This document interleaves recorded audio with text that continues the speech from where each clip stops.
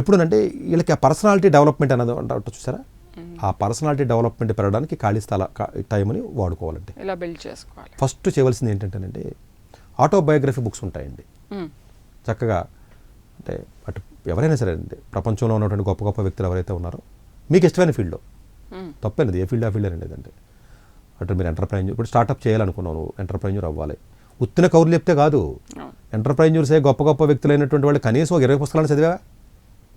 నా దగ్గర counselling entrepreneur అవ్వాలని వచ్చారు కదండి.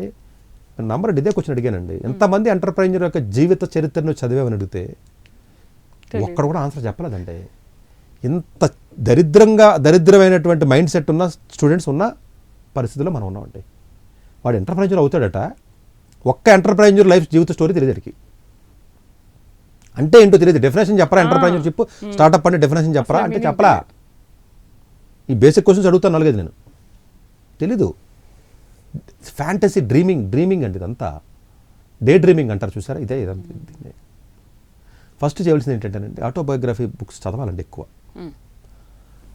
అలాగే వీలున్నంత వరకు ఏదైనా న్యూస్ పేపర్ కానీ, ఏదైనా ఎడిటోరియల్స్ కానీ అలాంటి చదవడం కానీ, ఇంగ్లీష్లో ఏదైనా వొకాబులరీ లాంటిది ఏదైనా బిల్డ్ చేసుకోవడం కానీ, నవల్స్ సరే ఆటోబయోగ్రఫీ అనేది కొన్ని నవల్స్ ఏదైనా చదవడం కానీ, కొత్త లాంగ్వేజెస్ ఏదైనా ఫారెన్ లాంగ్వేజెస్ కానీ ఏదో ఒకటి నేర్చుకోవడం, లేకపోతే హిందీ అయితే హిందీ కొన్ని ఇండియాలో ఉంటాయనుకుంటే, ఇలాంటి ఏరియాస్ ఏవైతే ఉంటాయో అవన్నీ కూడా ఫస్ట్ చదవాలండి.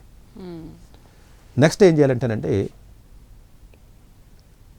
మీకు బాగా ఇష్టమైన కాలేజీలు ఉండుంటాయి, ఒక 10, 20 లేకపోతే కంపెనీస్ అంతే కదండి. ఫర్ ఎగ్జాంపుల్ మీకు ఏదో క్వాల్కామ్ కంపెనీ ఏదో కన్సల్టెన్సీకి వెళ్దాం అనుకుంటున్నారు మీరు, కన్సల్టెన్సీ మీ డ్రీమ్.